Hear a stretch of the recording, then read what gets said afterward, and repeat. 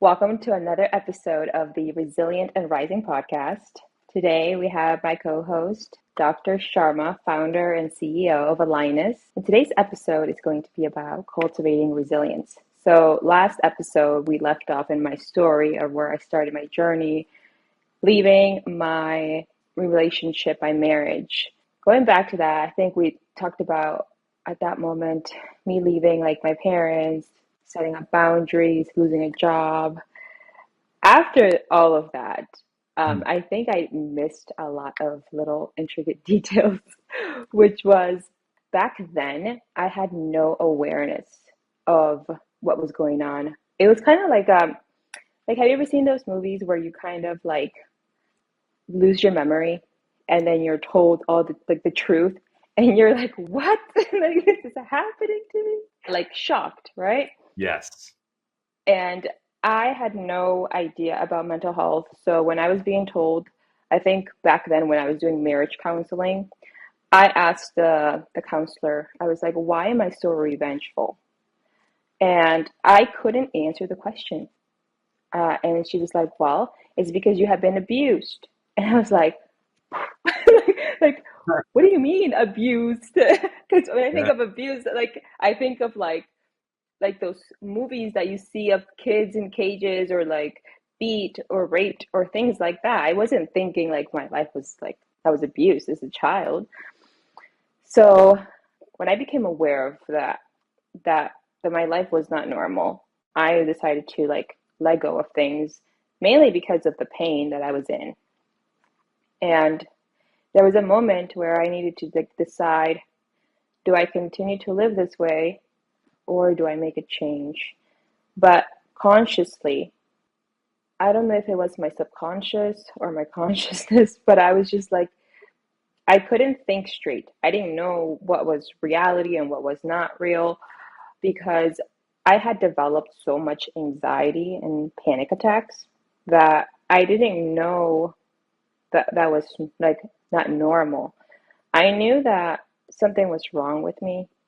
Um, Now that I have the awareness that I do, I wasn't diagnosed with ADHD or anything like that, but I feel like now that I'm aware that like ADHD stems from a very, very early age from mom and her experience, as in like her stress levels. As a little young child, it could be like 2, 3 months old, you will absorb that energetically. So I must have been living with this for like years, right? And as I continue to put myself in these predicaments unconsciously, like unconsciously, obviously, um, it got to a point where like I would just experience panic attacks. I couldn't even breathe at that moment. Like I would just go panic. So from that, I knew that I didn't want to continue to live that way because I had no idea how to self-regulate. So I would physically hurt myself. I would either punch myself or I would literally punch something or rely on cutting and all of these things that were like either suicide attempts that were very unhealthy. But I didn't know how else to navigate the energy that was within my body. I didn't know how to like help myself. But I was here judging my mom because this is generational. Um, and here I am doing the same thing. So I knew that to change my life and not continue this and stop the pain somehow, I had to let go. It was like the universe kind of like forcing me to let go. So once I let go, it's like an addiction, right? Even though this person is not good for me and there was a restraining order, I was calling the mom and I was like maybe we can get back together. Yeah, yeah, for sure. It's crazy. Yeah. It's like you know this is not good for you, but you want that person so bad Yeah. because I remember when I started this at the time that I let everything go, I only had $1,000 to my bank account. Two big dogs, a German Shepherd and a Golden Retriever, two kids, and a whole house full of bills. How am I? And I had no job. So how am I going to like do this? And I was literally my self-talk, my inner dialogue was horrible. I was like, look what you have done with your life. No one's gonna want you. You're a mess. You did this. And I was already like, I had lost a lot of weight. My hair was falling out. I didn't want to eat. Now, how did I actually cultivate resilience in that moment? In that moment, when I let everything go, I didn't have family because I cut ties with everybody. I was obviously like my anxiety, my trauma was manifesting like through like my habits, and my body was pretty much showing that as well. I decided to continue to persevere. I was like, okay, I'm at the rock bottom. So either I show up and I find a way, which means continuing to apply to places, but like I could still feel that every single day I was like a walking zombie, like just taking care of my kids, taking care of my dogs, no idea where I was going to go, but I know I needed to do something. And mentally, I wasn't there. Mentally, I was in the past, in the future, worrying about what I was going to be doing with my life. So I remember there was a moment that nothing seemed to be working out for me because I was working, or I was looking for a job for 2 months now, and the bills were stacking up. I was freaking out. So I went to the basement one day after my kids go to bed at like 7, and the fact that I would just walk around my house and just be around the living room would trigger me, because I would be like majority of people, I think, before they wake up, before like once they're in the matrix, what do we do after work? We just lay on the couch, watch TV Yeah. with our partner. That's all we do. And that's what I would do with my partner at the time. Like, oh my God, there was so many great memories here on the couch watching TV. Yeah. So Yeah. just thinking and passing by was like triggering. So I would Yeah. go in the basement, and I remember at the time I was very lean on like my relationship with God, because like when somebody is going through a lot, what do? God, please forgive Yeah. me. Yeah, yeah, for sure, for sure. It's right away. We blame God or we like ask for God for help. Those are the main times. It's so that funny. was that was me. I literally went on like my knees. I was like to this imaginary person, God. I was Exactly. like, Exactly. please, Yeah. please forgive me. I am so sorry. I need your help. I can't do this alone. So I kid you not, a day after I did that, I humbled myself because I was literally like just self sabotaging my life. I get a call, and the girl was like, oh, I'm really interested in your resume as an accountant, and I want to interview you for this company in Boston that is called Resilient or Resilience. And I was just like, I had no idea what the word meant at the time. I was just like, oh my God, thank you so much. So I I was really happy because it was a stay-at-home job, like remote, and I really needed that because I didn't want my kids to be in a daycare. Once I didn't even have money for it, and I wanted to be home. So it literally like I manifested this because that's what I really wanted. I wanted a stay-at-home type of mom work life, and after that, the days would go by, and this passing by the TV or living room area, it shifted. It changed my life because I was like, I don't even want to sit there. I don't even want to watch TV anymore because the pain of this person. Because I remember I would put videos online of bashing this person because I was like, he's a narcissist and my family's a narcissist. Yeah, you're letting out that pain. Yeah, yeah. Yeah. And I was like, I think what I wanted was I wanted to be heard. But at Yeah, the time, I didn't want to look at myself in the mirror because that's what we do, right? We blame other people. yeah, So I was crying, tears, and then even though I was posting videos online, I decided one day to no longer like I wasn't even sitting in the couch. I wasn't even watching TV. I actually went on Amazon and I started to buy books. So the first book that I bought was Discipline because I knew I lacked that. I couldn't get out of bed in the morning. One, because I was living in survival. I had no like routine. I would binge eat. So I would go from losing weight, going to the gym, and then going back to like gaining weight, going back to the gym. Very like unstable, inconsistent. So after that, I got or I fell in love with reading books. And I didn't know how helpful that was with anxiety.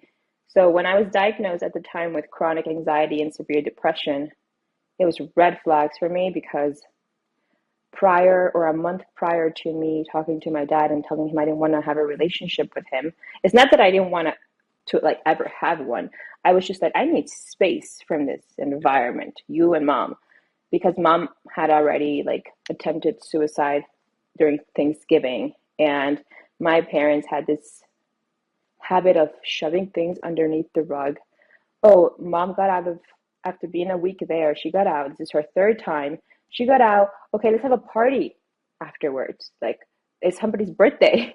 And I was like, how can you do that? How can, so something's not making sense here. So I didn't want to do that anymore. So I would compare myself a lot to like, I knew that I had a lot of traits that my mom had. So like when I was diagnosed this way, I was just like, I will not let these things define me. I will not allow these labels to define who I am. And it it rubbed me the wrong way being told like this is what you have and then this is your life. So I started looking up ways to like help myself. So I would name the 5 4 3 2 1 method Yeah. whenever I was washing dishes, name things, hear the things that I hear, feel, see, touch, and that would help me bring back myself to the present moment. And it was just repetitive behavior, consistency. I leaned a lot on gratitude, but a lot of the times what people do when we go through really hard things in our lives, and I had the choice to do this, is we sink into a hole. I was already stuck into this hole, right? Yeah. But I said to myself, what can I cultivate in the midst of this chaos? And pain is so transformative because I'm sure we all get to that point too, Nick, that we all get to this point that the pain is so bad that you instantly, like intuitively, I think, because I didn't know that books were helpful. I hated reading. Yeah. I had this anxiety every time I would read in school. But now it's like I would do these little things that I didn't know that in all the books that I've read throughout the year, that they were actually telling me to do that in these books. And I'm like, but I was doing this and nobody told me to do it. I just did it because I was called to do it. So I don't know, like this is what I kind of want to get from you, Nick. You know how our lives are pretty much destined or written. Yep. If I didn't read books, if I didn't know anything that I know now from all the knowledge that I've gained intellectually through videos, podcasts, books, but I was doing all of this just by listening to myself. There must have been some type of like,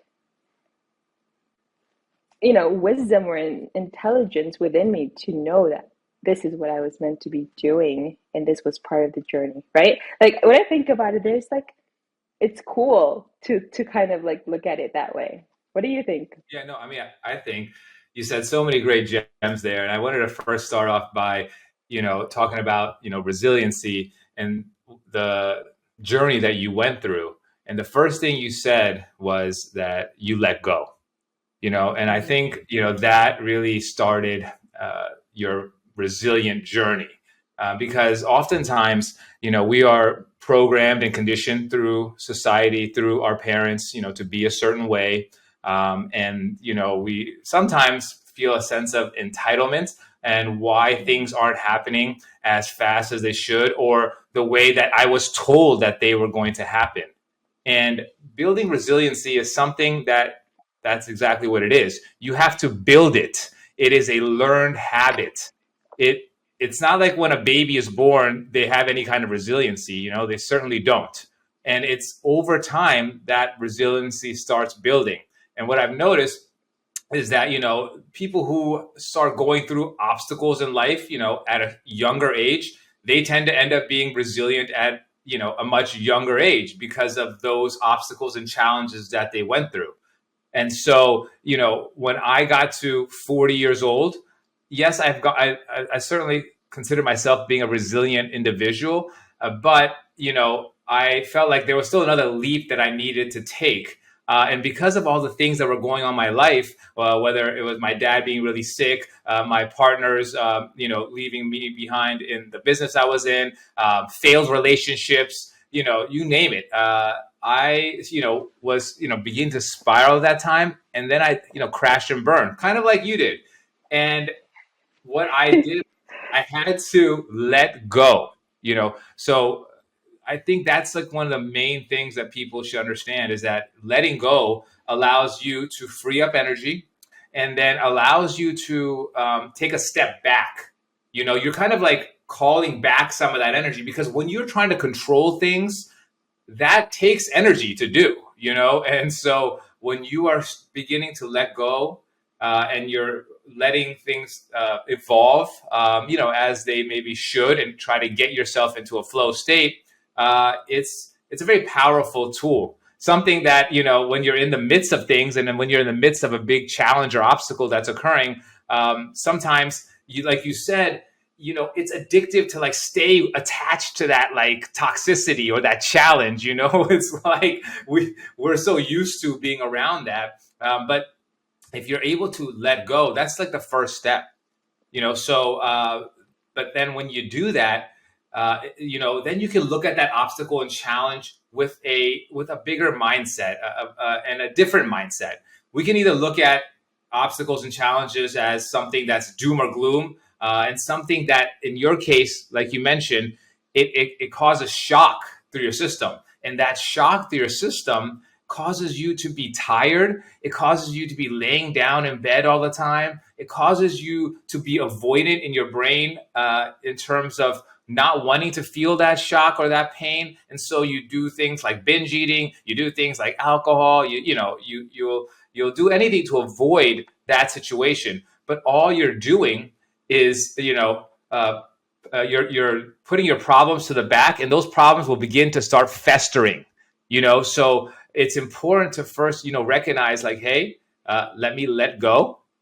B, that will call back your energy and allow you to have a different perspective on that obstacle or challenge. That is one of the biggest keys I feel that has really helped me become resilient, is the mindset change that I've had. Looking at every obstacle and every challenge as an opportunity for growth, as an opportunity to get to the next level in life, and how am I going to do that? How did you do that, right? What did you do? You decided that, like, I only have $1,000 in my bank account. I have 2 dogs. I have kids, but you can't just do nothing, right? Like, that's the thing. You can't just do nothing. You have to be proactive. So when a problem does come in front of you, you can't just put it to the back of your head and pretend like that problem is going to go away. It's not. What that's going to do is just cause more and more problems to start entering your life. And then that spiral gets, quicker and quicker, and you're circling down the drain before you know it.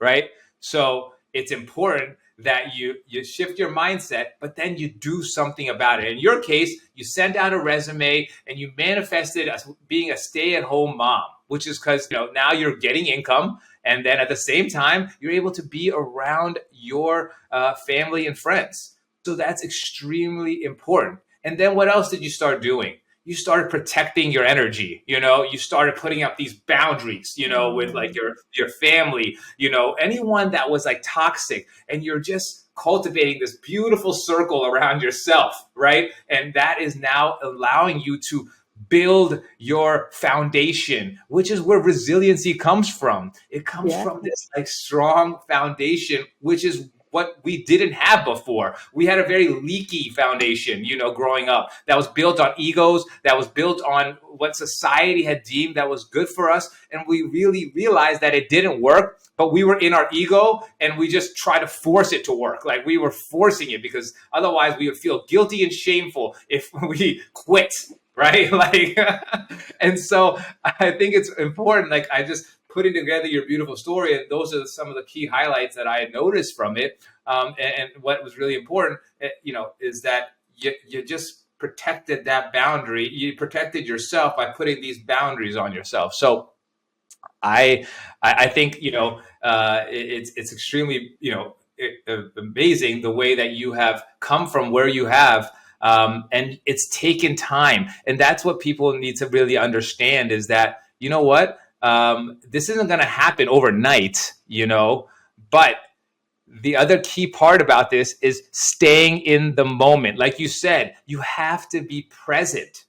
You can't be worrying about what has happened in the past because what does that do? That takes energy to do that. It causes you to go back into that lower vibrational state, which is guilt, shame, anger, rage. And if you focus your attention on those emotions, the universe is going to bring you more of that.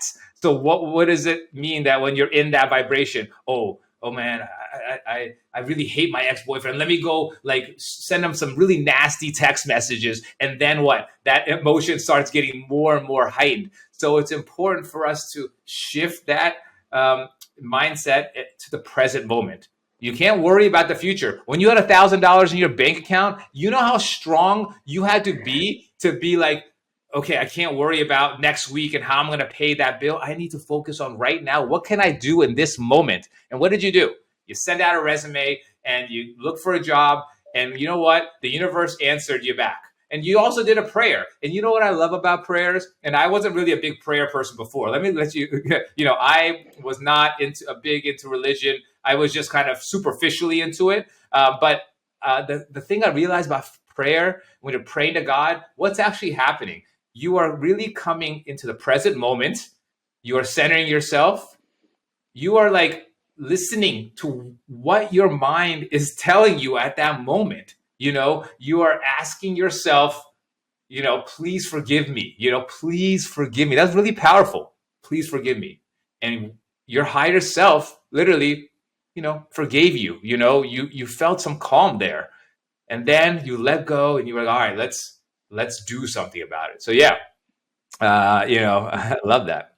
You dropped some gems, and I have so many of like little things that I want to add because of the story that you kind of like touched the highlights of it that I didn't even say. But before I say that, we're going to take this moment for you to follow Awaken Your Resilience on Spotify and YouTube, and Align Us on Spotify, YouTube, and now you have Apple, right? And Yep. iTunes. Yep. So take the time, and if Yeah. you have any questions, drop them down below and we will answer them. Now, going back to what you said, the gems that you dropped were you said I was protecting myself. And I kid you not, Nick, like $1,000, that was just so scary to me because all of my bills were more than like with my ex and we were not even making it. So imagine $1,000, no job. It was like the beginning of that. I cried a lot, and I was still living in survival, but I was still doing something. I was Mhm. trying to be intentional. I was probably applying to 30 places a day. I was not only working that job, but I was also working 2 to 3 jobs as offering my services. I was calling like my dad's contractors that he had. I was like, so I'm an accountant. So if you need services, here I am. Like, I was like, just, or people like, do you know somebody that's looking for like a part-time job? I didn't want to leave my house, but I knew that I had some skills from college that I can pretty much use to get some extra cash. So I was literally like doing the best that I could to provide for my kids because I had made this choice. Now, there was this lingering thought there. My parents have a business. They have money. I come from money. Um, we started off like obviously they started off their business. I grew up very poor in Peru, but they taught me a beautiful thing, which is always wanting better and better for myself, growing. Now, I was in um, this shithole, if I can say that here, but I was in this yucky point in my life that there was this thought, maybe I can go back and apologize to my mom and dad so I can get their support and help. But then there was this part of me, and I think it was my shadow self, like, you are not doing that because you're not going to disrespect yourself. Why are you going to apologize for something that you didn't do nothing? Like, you didn't do anything wrong. You were standing up for what you believed in. And that was the first time ever that I stood up for myself because I was a very shy girl. I was even like when I was with my ex, I couldn't even speak up and say, like, I don't like you speaking to me this way, or even people in public.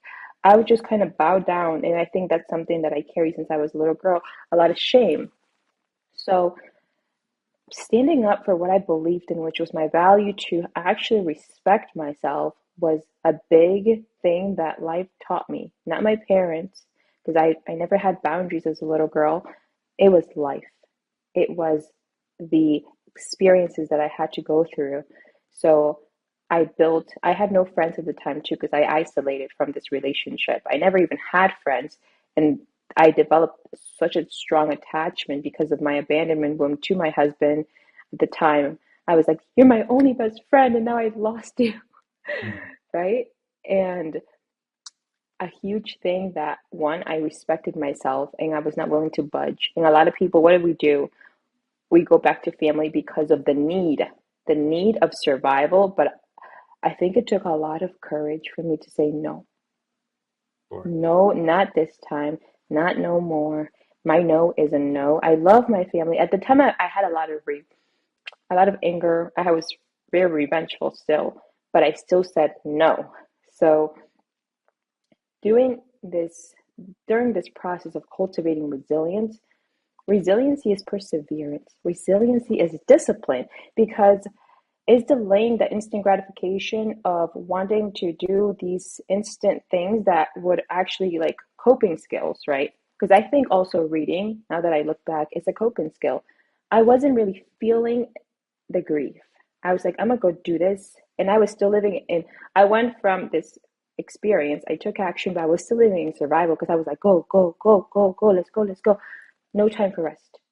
And I would feel later at night, but that was not even the tip of the iceberg. There was so much more that I needed to release. And throughout my journey, I was able to do that. And I continue to do that.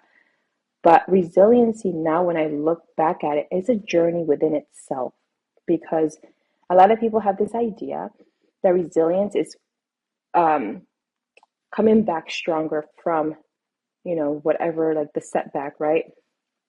From all the challenges that we go through, getting back up and doing it again and again and again until you succeed.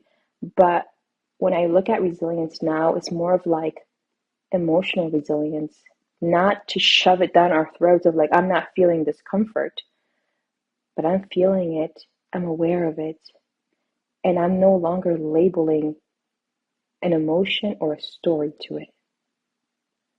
I'm just letting that energy be. That is truly like mastering self, Pow- mastering your emotions, because I'm no longer suffering there. I'm Yeah. just allowing the energy to be present. And that takes a lot of work, self regulation, and not feeding into the stories and the thoughts, just being curious. And that's a lot of like something that I've learned. And as a coach, too, somatic awareness. Where do I feel it? I feel it in my chest. What does it feel like? A pressure. And no longer just going back, oh, this is anger or this is sadness. And I remember when I was a little girl, like, yeah, those are great, but you're always going to experience discomfort in this life. Life is difficult, life is hard. You're not here to experience all the good, positive emotions. You're here to just feel everything, full range, but not let it keep you stuck or not let it dysregulate your nervous system anymore. So yeah, discipline was the start for me. And that's a huge thing that a lot of people don't realize that I think I read it somewhere like discipline is actually the highest form of self-love, is delaying the instant gratification. And that's how this society has programmed us to be of like, if I'm hungry, I'm gonna order some Uber Eats and it's gonna come right. you know? I know. I think what you said was really powerful. It's the power lies in allowing yourself to absorb the emotion that is coming within you, and then sitting with that and then allowing it to, pass, and not, being able to react to what that emotion or challenge that just was brought in front of you. And that takes time. Like you said, that is something that it takes years to cultivate that kind of regulation. And, what you said also is that was really important was that once you understand that life isn't always fair, you know, life is going to be very tough. It gives you at least a start that, there's going to be challenges in this life, and if you've somehow gone through life up until this point, and you haven't really faced any challenges, they will come. No one knows when they're going to happen, but they will certainly come. And it's about being prepared for when those times do come. It's about understanding these tools and techniques. It's regulating your CNS system. Just recently, I'm going through a massive change. I'm changing my career from being a physician to a entrepreneur, and finances are a big deal. And so I recently had a lull in my financial input that I was supposed to get from a certain company, and I remember receiving the call about 2 weeks ago saying we're going to have to cut these funds off. And now imagine, someone who's relying on these funds, all of a sudden they're cut off. Immediately, it did give me a little bit of a shock because, finances are a big deal to individuals. We can't survive in this world without any money. But in the past, that same phone call would have caused me to go into complete shock. Then I would be paralyzed and want to lay in bed. I'd want to start drinking alcohol or taking some sort of substance or eating food, whatever it was, to just disassociate from what just happened, and now, after years of working on this and working on my CNS regulation, that means meditation in the morning, breath work, that's journaling, thinking more positively, having mindset changes. Again, this takes time, numerous trials and errors along the way. This time, when I got that phone call, yes, you still will feel, like you said, that emotion. It's tough, but then within 5 to 10 minutes, I was able to understand, what? There's some negative energy in me. I need to go walk this off for a second because, when you get these shocks, there's negative energy that starts storing into our body. So for me, I like to go for a walk to let that energy out of my system. And as I'm walking, I'm thinking about the tools that I have. Okay, Nick, this is something that's occurred. We need to look at this as an opportunity. Who can I reach out to? Meaning, let me call my financial advisor and see if there's funds available in this account. Or Nick, you need to be a little bit more. You need to be a little more mindful about the money that I am spending. Can I cut back in a certain area or not? Right? These are things that I could never have done in the past, but it is something I'm now able to cultivate and do. And you know what? I was able to get some finances and be able to move forward. And it's about being centered, and it's about having that CNS regulation, keeping that positive mindset and mind frame, and keep moving forward. And that just takes time. So I just wanted to mention that. So this is such a beautiful topic. This is such a, something that we all are going through different struggles. It's just about how we look at those struggles and some tools that we can use to help us move forward. I love that you said that. Now my mindset has shifted because what you felt in that moment, what we feel when things don't work out, is fear. Mm-hmm. And in that moment, I back then would have freaked out. Now, do I still feel fear? Yes.